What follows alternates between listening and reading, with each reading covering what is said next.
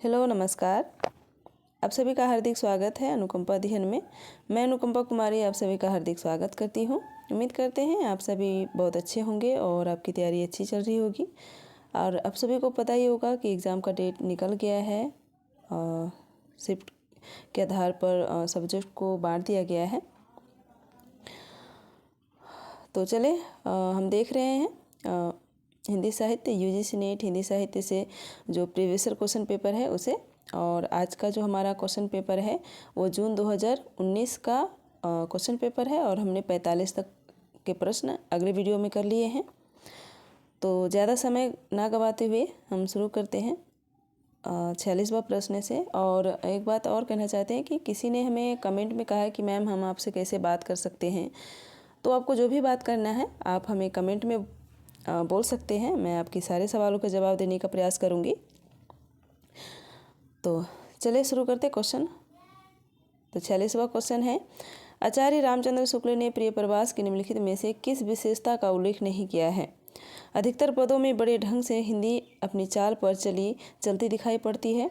इसकी कथा वस्तु एक अच्छे प्रबंध के लिए पर्याप्त है। यह काव्य अधिकतर भाव व्यंजनात्मक और वर्णनात्मक है। हिंदी को है तथा है, था, किया, दिया ऐसी दो एक क्रियाओं के भीतर ही सिमट कर रह जाना पड़ा है। तो इनमें से कौन सा है जो विशेषता का उल्लेख नहीं किया है।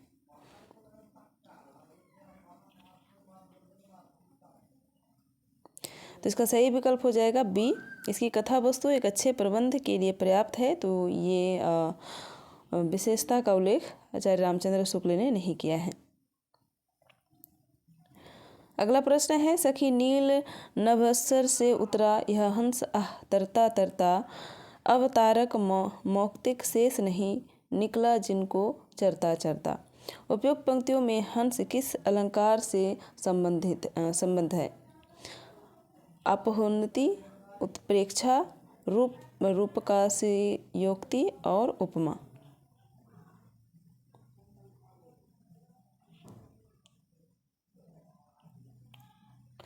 तो इसका सही विकल्प हो जाएगा रूपक आशयोक्ति। अगला है, दोनों का हठ था दुर्निर्वार दोनों ही थे विश्वासहीन। कामायनी की उपयुक्त पंक्ति से क्या आशय है कि श्रद्धा और मनु के बीच विश्वास खंडित हो गया था। इड़ा और मनु में हठ धर्मिठा बढ़ गई थी। देव और दानव दोनों हठी और विश्वासहीन थे। आकुली और किलात मनु से यज्ञ के लिए दुर्निर्वार हट कर रहे थे।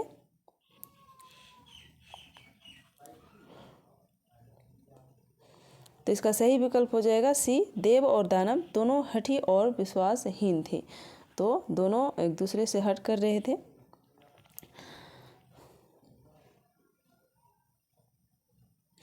अगला है, मैं नीर भरी दुखी बदली महादेवी वर्मा का उपयुक्त गीत उनके किस काव्य संग्रह से संबंधित है। निहार, रश्मि, निर्जा, सांध्य गीत। तो किस काव्य संग्रह से संबंध है।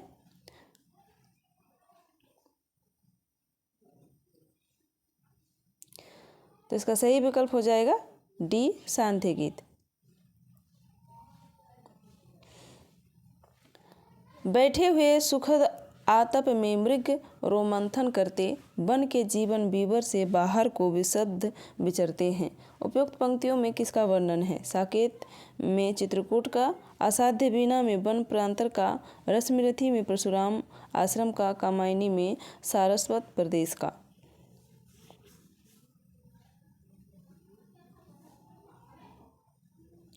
बैठे हुए सुखद आतप में मृग रोमंथन करते हैं वन के बीच बीवर से बाहर हो विश्रब्द विचरते हैं। तो इसका सही विकल्प हो जाएगा सी। रश्मिरथी में परशुराम आश्रम का। अगला प्रश्न, और अब तो हवा भी बुझ चुकी है और सारे इश्तहार उतार लिए गए हैं जिनमें कल आदमी अकाल था। उपयुक्त पंक्तियाँ किस कवि की है। नागार्जुन, मुक्तिबोध, धूमिल, लीलाधर जगुड़ी। तो इसका सही विकल्प हो जाएगा धूमिल, अकाल दर्शन। कविता का या पंक्ति है।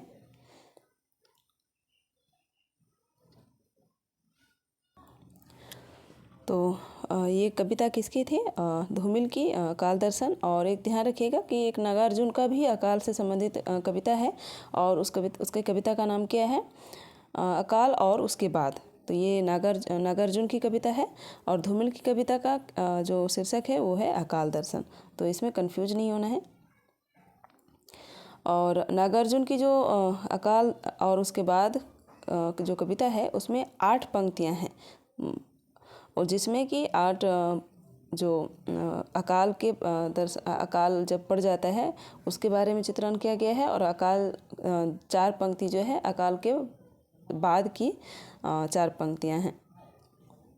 जब अकाल ख़त्म हो जाता है तब 4 पंक्तियां उनके बारे में। तो अगला प्रश्न, निम्नलिखित में से क्या तत्सम उपन्यास में सांप्रदायिक भावना के निर्माण में सहायक नहीं है?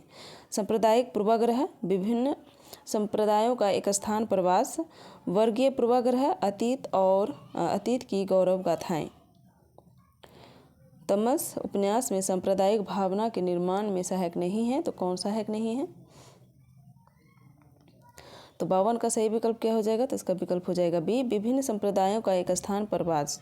तो ये निर्माण में सहायक नहीं है।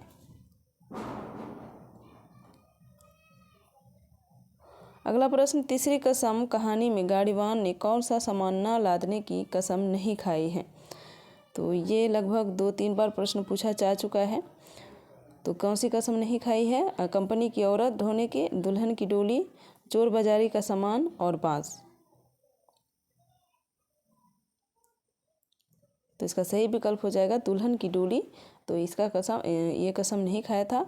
और कंपनी की औरत नहीं ढोना है, चोर बाजारी का सामान नहीं लेना है, बांस नहीं ढोना है। तो ये तीनों कसम खाए हैं। अगला है, क्या स्त्री होना कोई पाप है? उपयुक्त संवाद किस कहानी से संबंध है? धुलाई वाली, आकाशदीप, लाल पान की बेगम, परिंदे। अगर इसे भी देखें तो ये भी आपका रिपीटेड प्रश्न है, और लगभग आपका 2023 या 22 में ये प्रश्न पूछा गया था। एग्जैक्टली मुझे याद नहीं है, लेकिन ये रिपीटेड प्रश्न है, मतलब इसे रिपीट हुआ है ये प्रश्न। तो इसका सही विकल्प हो जाएगा आकाशदीप।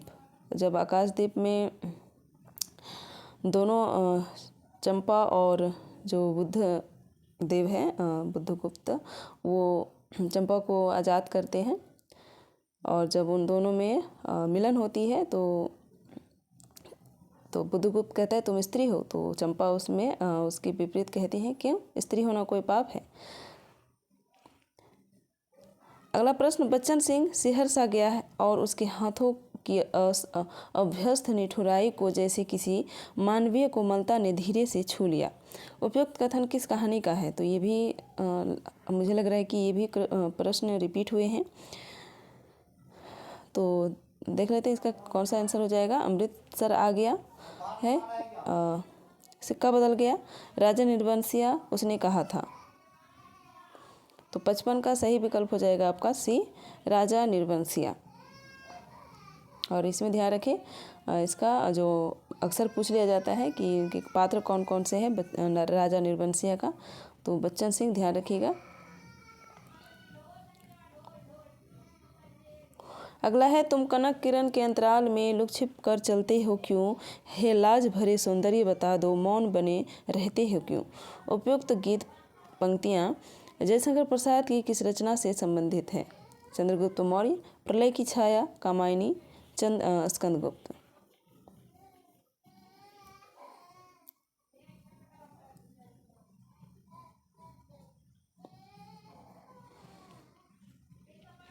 तो इसका सही विकल्प हो जाएगा ए, यहाँ मौर्य दिया है, चंद्रगुप्त नाटक से यह कथन ली गई है, गीत पंक्तियाँ हैं। मर्यादा मत तोड़ो, तोड़ी हुई मर्यादा कुचले हुए अजगर सी कुंजलिका में गौरव वंश को लपेट कर सूखी लकड़ी सा तोड़ डालेगी। अंधा युग का उपयुक्त संवाद किसका है?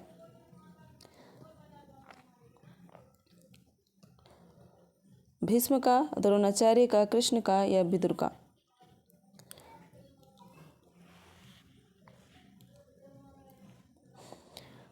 तो तो इसका सही कथन हो जाएगा, सही विकल्प हो जाएगा आपका डी 57 का। विदुर कहता है कि ऐसे गुरु द्रोण ने कहा था, भीष्म ने कहा था, गुरु द्रोण ने कहा था, इसी हस्तिनापुर में श्री कृष्ण ने कहा था, मर्यादा मत तोड़ो, तोड़ी हुई मर्यादा कुचले हुए अजगर सी कुंजलिका में कौरव वंश को लपेट कर सूखी लकड़ी सा तोड़ डालेगी। ये विदुर इसे कहकर सुनाता है धृतराष्ट्र को कि अपने जितना भी मर्यादा तोड़ा है, तो इसका एग्जाम्पल देते हुए कहता है। तो ये विदुर का कथन है। अगला हिंदी रंगमंच को हिंदी भाषी प्रदेश की सांस्कृतिक पूर्तियों और आकांक्षाओं का प्रतिनिधित्व करना होगा। रंगों और राशियों के हमारे विवेक को व्यक्त करना होगा। उपयुक्त कथन निम्नलिखित में से किस नाटक की भूमिका से संबंध है? आगरा बाजार, एक और द्रोणाचार्य, आषाढ़ का एक दिन, चंद्रगुप्त।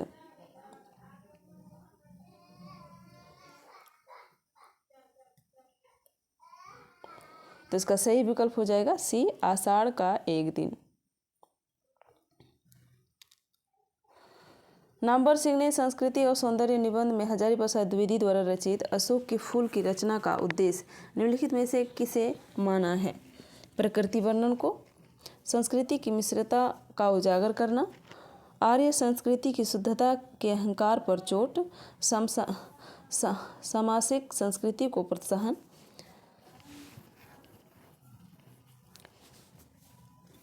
तो 59 का सही आंसर क्या हो जाएगा? तो इसका सही आंसर हो जाएगा सी, आर्य संस्कृति की शुद्धता के अहंकार पर चोट।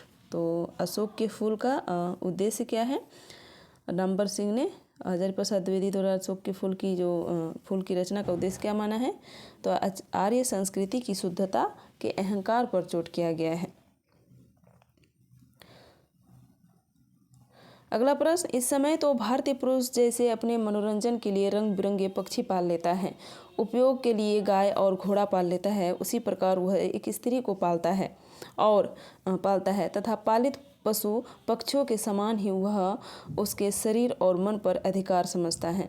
उपयुक्त कथन किसका है? महादेवी वर्मा का, प्रभा खेतान, अनामिका, मैत्री पुष्पा।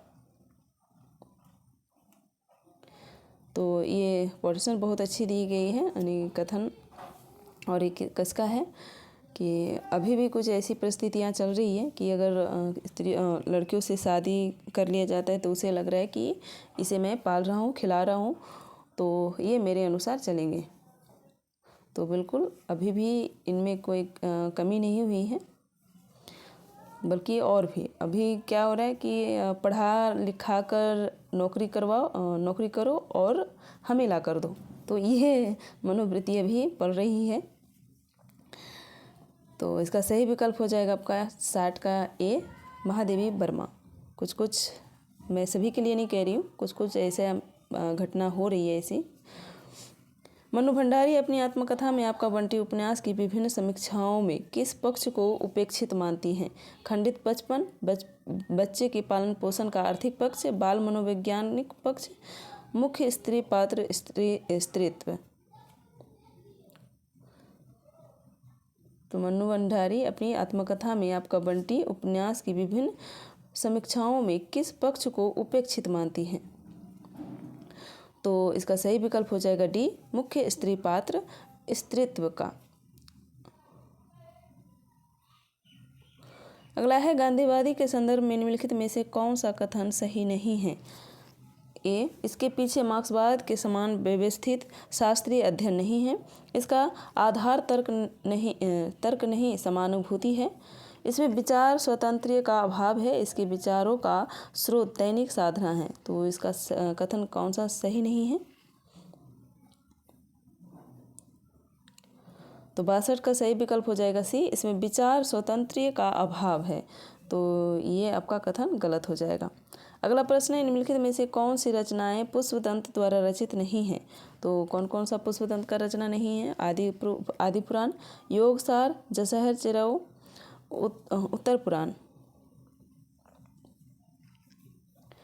तो 63 का सही विकल्प हो जाएगा डी, 1 और 4 यानी आदि पुराण और उत्तर पुराण। ये दोनों रचना पुष्पदंत द्वारा रचित नहीं है, बल्कि योगसार और जसहर चिरऊ ये दोनों रचना इनकी हैं।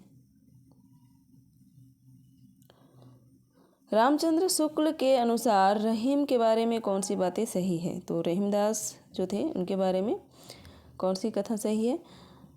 एक है संस्कृत अरबी और फारसी के पूर्व विद्वान थे। हिंदी काव्य के उतने मर्मज्ञ कवि नहीं थे जितने फारसी के। उनकी दानशीलता हृदय की सच्ची प्रेरणा के रूप में थी। उनकी सभा विद्वानों और कवियों से सदा भरी रहती थी। जब इनसे कोई कुछ मांगने आता तब भी उन्हें अपनी दरिद्रता का अनुभव नहीं होता था। तो इसका सही विकल्प क्या हो जाएगा? तो ध्यान रखिए,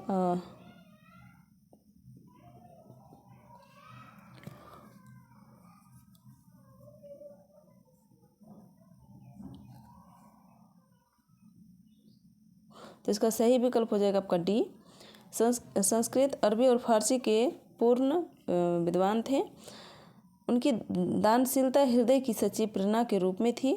और चौथा है, इनकी सभा विद्वानों और कवियों से सदा भरी रहती थी। तो ये रामचंद्र शुक्ल द्वारा रहीमदास के बारे में कथन हो जाएगा।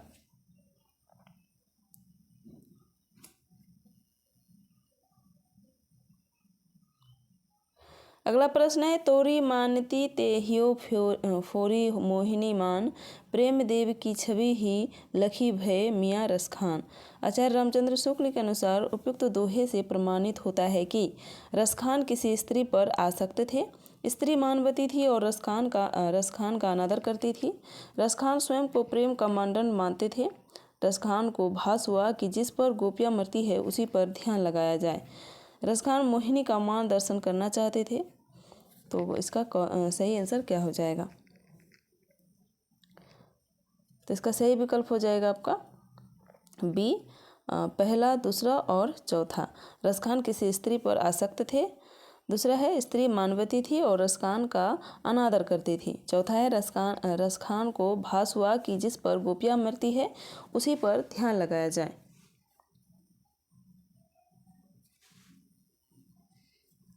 अगला, निम्नलिखित में से कौन सी रचनाएं केशवदास की हैं? तो इनमें से कौन सा रचना है, कौन कौन से जो केशवदास का है?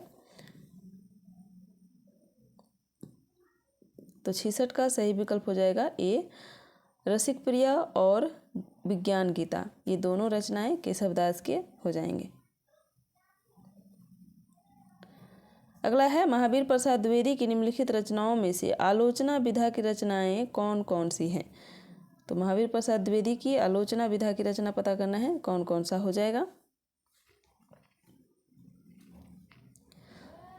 तो 67 का सही आंसर हो जाएगा डी, कालिदास की निरंकुशता, कालिदास और उनकी कविता। तो ये दोनों रचनाएं आलोचना विधा की रचना हो जाएगा महावीर प्रसाद द्विवेदी का।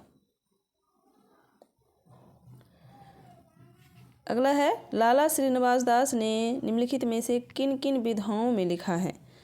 नाटक, उपन्यास, कविता, आलोचना। तो इसका सही विकल्प हो जाएगा डी, इन्होंने नाटक और उपन्यास यही दो विधाओं में रचनाएं लिखी हैं।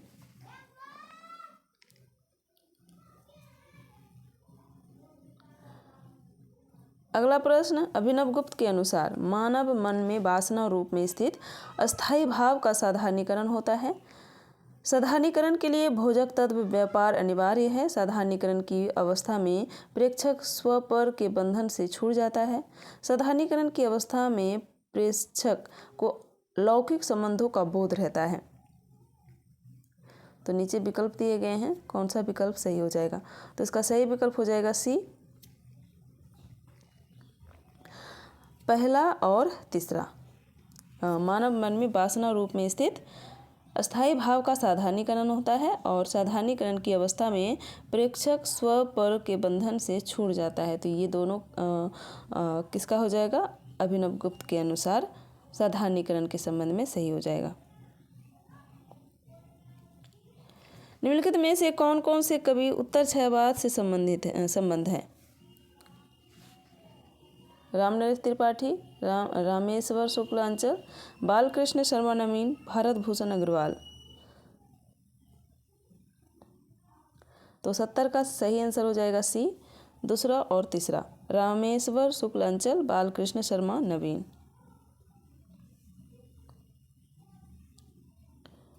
अगला प्रश्न, भीष्म साहनी के नाटकों की कौन सी विशेषताएं हैं? 71 का, उनकी नाटकों की कौन कौन सी विशेषताएं हैं?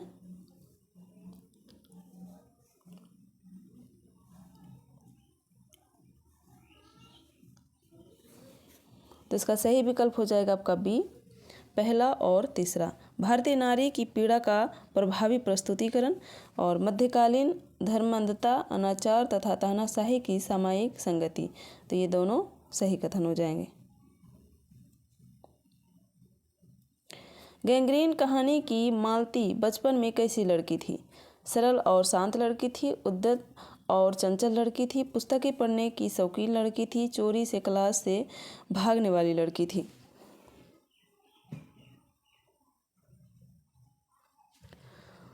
तो 72 का सही आंसर हो जाएगा सी, दूसरा और चौथा। उद्यत और चंचल लड़की, चोरी से क्लास से भागने वाली लड़की थी।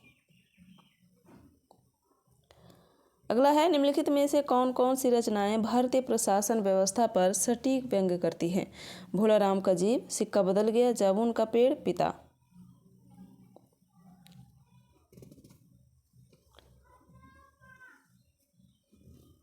तो 73 का सही आंसर हो जाएगा आपका ए, पहला और तीसरा। भोला राम का जीव, जिसमें पेंशन से संबंधित है, उन्हें पेंशन नहीं मिलती है, बल्कि जितने भी कर्मचारी रहते हैं उनकी पेंशन खा लेते हैं या उन्हें घूस नहीं देते हैं, इसलिए उसे पेंशन नहीं दी जाती। जामुन का पेड़, जिसमें जामुन का पेड़ से एक व्यक्ति धंस जाता है और उसे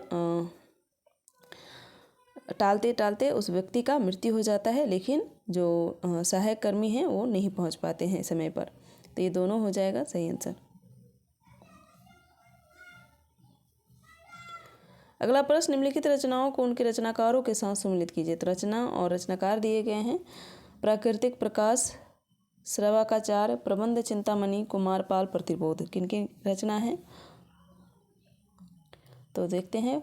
प्राकृतिक प्रकाश ये हो जाएगा आपका वरुचि का, श्रवकाचार्य ये हो जाएगा आपका देवसेन, प्रबंध चिंतामणि ये हो जाएगा जैनाचार्य मेरुतुंग, और कुमारपाल प्रतिबोध ये हो जाएगा सोमप्रभ सूरी का। तो इसका सही आंसर कौन से किस में दिख रहा है? तो इसका सही आंसर आ जाएगा आपका पहला में।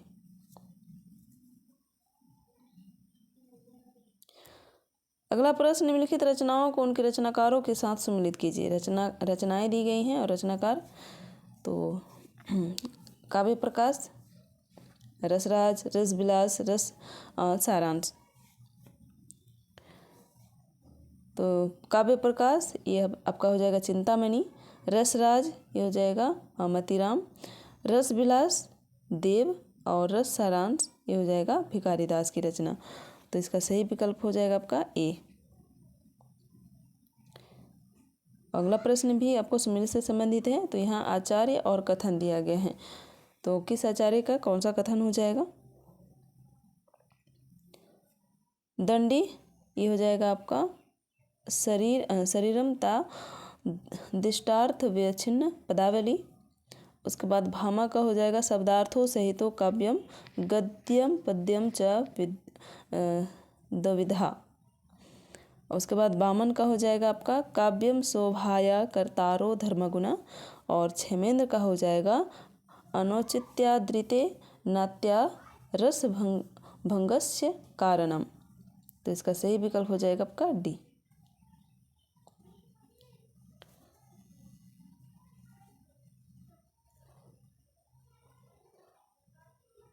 अगला प्रश्न है, काव्य पंक्तियाँ दी गई है और रचना।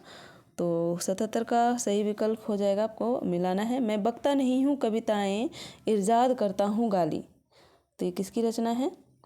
इस वक्त जबकि कान नहीं सुनते हैं कविताएं, कविता पेट से सुनी जाती है। आज फिर शुरू हुआ जीवन, आज मैंने एक छोटी सी सरल सी कविता पढ़ी। मैं नया कवि हूँ, इसी से जानता हूँ सत्य की चोट बहुत गहरी होती है। तो किसकी पंक्तियाँ हैं? जितने भी हैं बहुत अच्छी पंक्तियाँ हैं।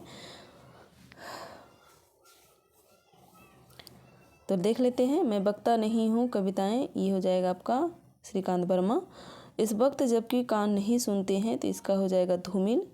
आज फिर शुरू हुआ जीवन ये हो जाएगा आपका रघुवीर सहाय।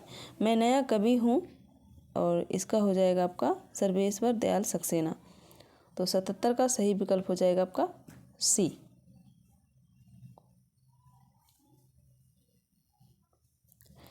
अगला है काव्य रचनाएं दी गई हैं और प्रकाशन काल। तो इनके रचनाओं का प्रकाशन काल बताना है।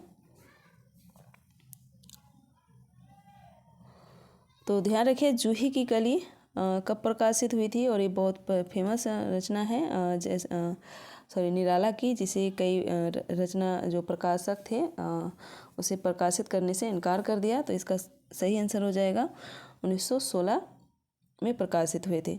भारत भारती ये हो जाएगा आपका 1912, प्रिय प्रवास 1914 और प्रथम रश्मि 1919 की रचना हो 1919 की रचना हो जाएगी। तो इसका सही विकल्प कौन सा है? तो इसका सही विकल्प हो जाएगा पी।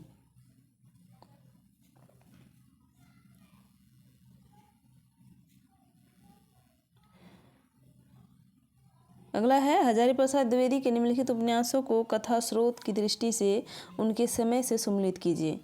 तो उनके कथा स्रोत यानी उनकी जो कथा किस समय की है उस समय से संबंधित आपको सम्मिलित करना है। तो 79 का अनाम दास का पोथा ये हो जाएगा आपका औपनिषदिक काल। पुनर्नवा ये हो जाएगा आपका पहली दूसरी शताब्दी। बाण भट्ट की आत्मकथा ये हो जाएगा 6ठी शताब्दी की रचना। और चारू चंद्रलेख ये हो जाएगा 12वीं 13वीं शताब्दी की रचना। तो इसका सही विकल्प हो जाएगा टी।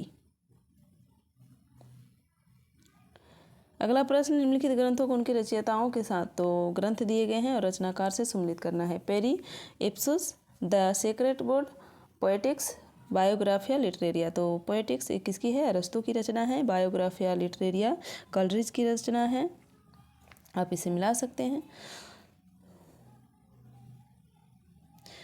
तो पेरी इप्सुस ये हो जाएगा आपका लोजाइनस। द सेक्रेट बोर्ड ये हो जाएगा आपका इलियट की। और पोएटिक्स ये हो जाएगा अरस्तू। और बायोग्राफिया लिटरेरिया ये कॉलरिज की रचना हो जाएगी। तो इसका सही विकल्प हो जाएगा आपका डी।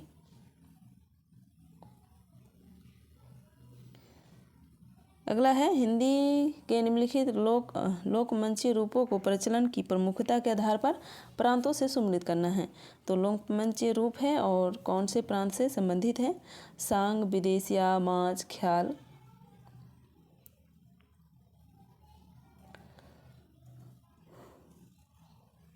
तो इसका देख लेते हैं। सांग ये हो जाएगा आपका हरियाणा का। विदेशिया ये हो जाएगा आपका बिहार। माच ये हो जाएगा मध्य प्रदेश। और ख्याल हो जाएगा आपका राजस्थान। तो इसका सही विकल्प हो जाएगा बी। अगला प्रश्न निम्नलिखित संस्थाओं को उनके प्रवर्तकों के साथ सम्मिलित करना है। संस्थाएं हैं और प्रवर्तक दिए गए हैं। तो ब्रह्म समाज, राजा राम मोहन राय, प्रार्थना समाज, रानाडे, थियोसॉफिकल सोसाइटी। तो ये किसका हो जाएगा? तो ये हो जाएगा आपका एनी बेसेंट। सत्य शोधक समाज, तो ये हो जाएगा आपका महात्मा फूले। तो इसका सही विकल्प ए हो जाएगा। अगला प्रश्न निम्नलिखित रचनाओं को उनके प्रकाशन काल से सम्मिलित कीजिए। रचनाएं और प्रकाशन काल दिए गए हैं। मोहन राकेश की डायरी 1985। डायरी के कुछ पन्ने 1940। मेरी कॉलेज डायरी ये हो जाएगा आपका 1958। और एक कार्यकर्ता की डायरी ये हो जाएगा आपका 1975। तो इसका सही विकल्प हो जाएगा आपका सी। अगला प्रश्न है जन्म काल के अनुसार निम्नलिखित रचनाकारों का सही अनुक्रम। तो उनके रचनाकारों का सही अनुक्रम बताना है।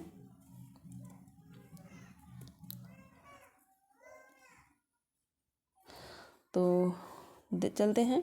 आप इनसे अगर थोड़ा सा माइंड लगाइएगा। तो जो केशव दास है ये भक्ति काल और रीति काल के बीच के कड़ी माने जाते हैं, यानी दोनों के बीच के कवि माने जाते हैं। और अगर देखा जाए तो इनका समय भी रीतिकाल में सबसे पहला स्थान आता है, इनका जन्म काल सबसे पहला आता है, उसके बाद बिहारी, उसके बाद मतीराम आ जाएगा और घनानंद। तो इसका समय देख लेते हैं अगर आपको दिक्कत है तो। केशव ये हो जाएगा आपका 1555 इनका समय, और बिहारी का हो जाएगा 1595, मतीराम का हो जाएगा आपका 1627 और घनानंद का हो जाएगा आपका 1673। तो इसका सही विकल्प आपका ए में ही दिख रहा है। तो इनका जन्मकाल ध्यान में रखें और इसे आप थोड़ा सा अपने तरीक़ा से भी सोचकर बनाने का प्रयास करें। जब आप हिंदी साहित्य का इतिहास पढ़ते हैं तो उन कवियों को एक क्रम से पढ़ते हुए हम चलते हैं। तो जब क्रम से पढ़ते हुए चलते हैं तो आदिकाल, भक्तिकाल, रीतिकाल, आधुनिक काल, तो इन आधार पर पढ़ते हुए चलते हैं।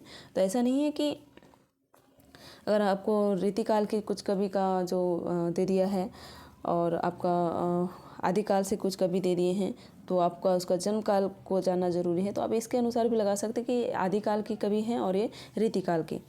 तो इस तरह से भी आप लगा सकते हैं इसका सही आंसर। अगला भी आपको जन्मकाल के अनुसार कवियों का रचना दिखना है और ये भी आपका इसी टाइप का क्वेश्चन है। तो सबसे पहले कौन आएगा आप थोड़ा इसे ध्यान से देख सकते हैं।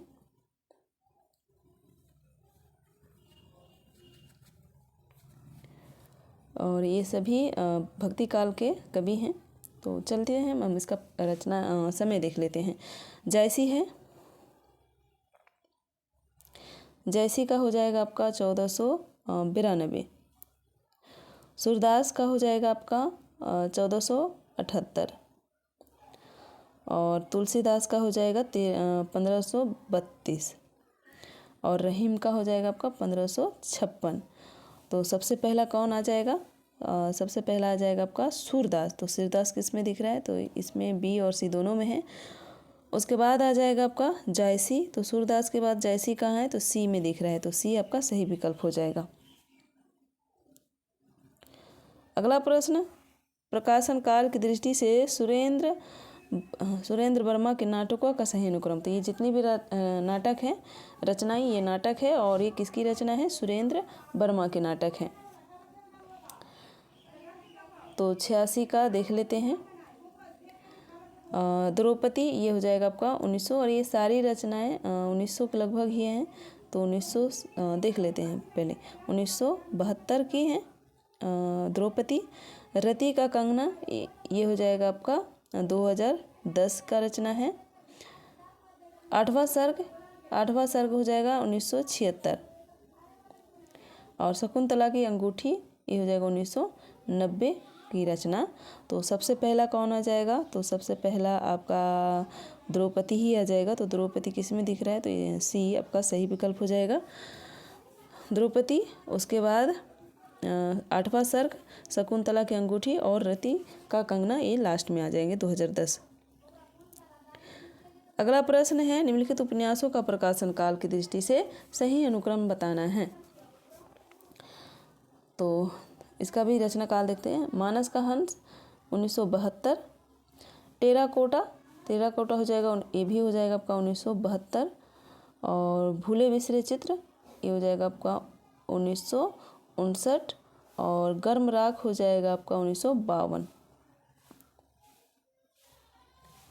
तो सबसे पहले कौन आ जाएगा? गर्म राख। तो गर्म राख किस में है? तो सी में आपका दिख रहा है गर्म राख। उसके बाद आ जाएगा भूले बिसरे चित्र। उसके बाद आ जाएगा आपका टेराकोटा, मानस का हंस। तो इसका सही विकल्प हो जाएगा सी। अगला है, प्रकाशन वर्ष के अनुसार संस्मरण कृतियों का सही अनुक्रम बताना है। स्मृतिकन, लीक, अलीक, बन तुलसी की गंध, हम हसमत। तो चलते हैं इसका रचना काल देख लेते हैं। स्मृतिकन हो जाएगा 1959 की रचना है और ये किसकी है? सेठ गोविंद दास की। लीक अलीक ये हो जाएगा 1980 और ये हो जाएगा भारत भूषण अग्रवाल की रचना। वन तुलसी की गंध, ये हो जाएगा 1984। और ये फणीश्वर नाथ रेणु की रचना है। हम हंस मत 1977। और एक इसकी है कृष्णा सोपती की रचना है। तो सबसे पहले कौन आ जाएगा? तो सबसे पहले स्मृति कण, और उसके बाद आ जाएगा हम हंस मत, और उसके बाद आ जाएगा अग्निलीक, और लास्ट में आ जाएगा वन तुलसी की गंध। तो इसका सही विकल्प हो जाएगा आपका डी। तो इन सब रचनाओं का काल देखने का प्रयास करें, और आप भी कोशिश करें घर में कि हम जितनी भी रचनाएं, महत्वपूर्ण रचनाकार का जो रचनाएं हैं, उनके रचना काल को बार बार लिखकर अभ्यास करने का, और हो सकते तो अपना ट्रिक बनाने का प्रयास करें, क्योंकि अपना ट्रिक जो होता है वो बहुत काम का होता है। हमने कई ट्रिक से याद करने की कोशिश किए हैं। जब मैं इसे आपको थ्योरी में पढ़ाऊँगी तब इन ट्रिकों को आपके सामने लाऊंगी। अगला है रचना काल की दृष्टि से रचनाओं का सही अनुक्रम बताना है। तो काव्य अलंकार, तो ये भारतीय काव्य शास्त्र का जो रचनाएं हैं। तो काव्य अलंकार ये 6वीं सदी की रचना है, और एक इसकी रचना है भामा की रचना है। नाट्यशास्त्र ये 2री सदी ईस्वी पूर्व से लेकर 2री सदी की रचना मानी जाती है, यानी 2री सदी ईस्वी पूर्व से लेकर 2री सदी की रचनाएं मानी जाती है। और एक इसका है भरत मुनि की रचना ध्वन्यालोक, ये आनंद वर्धन की रचना है, और ये 9वीं सदी की रचना है। साहित्य दर्पण ये हो जाएगा 14वीं सदी, और ये विश्वनाथ की रचना मानी जाती है। तो सबसे पहले कौन आ जाएगा? तो सबसे पहले आपका नाट्यशास्त्र, तो नाट्यशास्त्र, और उसके बाद काव्य अलंकार। तो नाट्यशास्त्र के बाद काव्य अलंकार किसमें है? तो डी हो जाएगा आपका सही आंसर।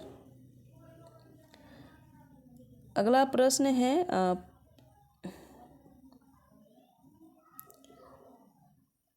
तो इसमें लगभग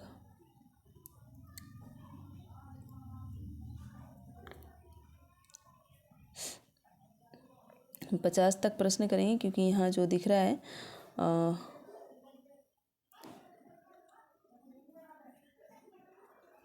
स्थापना और तर्क से संबंधित प्रश्न पूछे गए हैं। और जून 2019 की अगर क्वेश्चन पेपर देखें तो उसमें एक ही जो अनुच्छेद दिए गए थे, एक ही दिए गए थे। स्थापना है कविता केवल वस्तुओं के ही रंग रूप में सौंदर्य की छटा नहीं दिखाती, प्रत्युत कर्म और मनोवृत्ति के सौंदर्य के भी अत्यंत मार्मिक दृश्य सामने लाती है। तर्क है वह विकसित कमल के सौंदर्य का चित्रण तो करती है, पर सब नोचते कुत्तों के भीभत्स व्यापार की झलक नहीं दिखाती, क्योंकि भीभत्स व्यापार का चित्रण शास्त्र अनुमोदित नहीं है। तो इसका सही विकल्प क्या हो जाएगा? दोनों से ये सही है, आर गलत है, ये गलत है, या आर गलत है, दोनों गलत हैं, या दोनों सही है। तो 90 का सही आंसर क्या हो जाएगा? तो इसका सही विकल्प हो जाएगा आपका ए, मतलब स्थापना सही है और तर्क गलत है।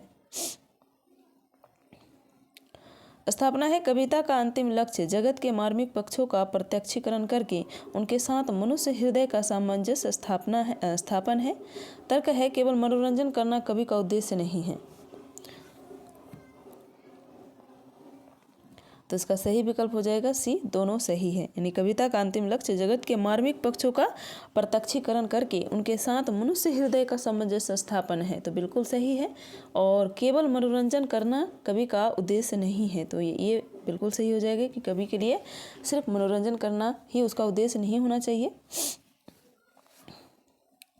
अगला प्रश्न है स्थापना दिया है 19वीं शताब्दी का नवजागरण भक्तिकालीन लोक जागरण से भिन्न इस बात में है कि वह उपनिवेशवादी दौर की उपज है। तर्क है उनकी ऐतिहासिक अंतर्वस्तु एक समान है। तो 92 का आपका सही आंसर हो जाएगा डी, स्थापना गलत है और तर्क सही है। अगला प्रश्न स्थापना है बिंबवाद में शब्दों की कम खर्ची भाषा के समास गुण कम से कम शब्दों के प्रयोग से अधिकाधिक अर्थ व्यंजना को महत्व दिया गया है। तर्क है बिंबवाद के समर्थकों का मानना था कि विषय का सपाट और प्रत्यक्ष निरूपण किया जाना चाहिए। तो 93 का आपका सही आंसर हो जाएगा ए, यानी स्थापना सही है और तर्क गलत है। 94वां प्रश्न है स्थापना कला का आस्वाद युग निरपेक्ष नहीं होता। तर्क है शाश्वतता का गुण कालजयी कलाकृतियों में सहज अंतर्भूत नहीं होता। तो इसका सही विकल्प हो जाएगा बी, यानी स्थापना गलत है और तर्क भी गलत है। अगला प्रश्न है और आज का अंतिम प्रश्न की स्थापना है यूरोपीय साहित्य मीमांसा में कल्पना को बहुत प्रधानता दी गई है। तर्क है कल्पना काव्य की अनिवार्य साध्य है। तो इसका सही विकल्प क्या हो जाएगा सी, यानी दोनों सही है। तो बिल्कुल यूरोपीय साहित्य मीमांसा में कल्पना को बहुत प्रधानता दी गई है।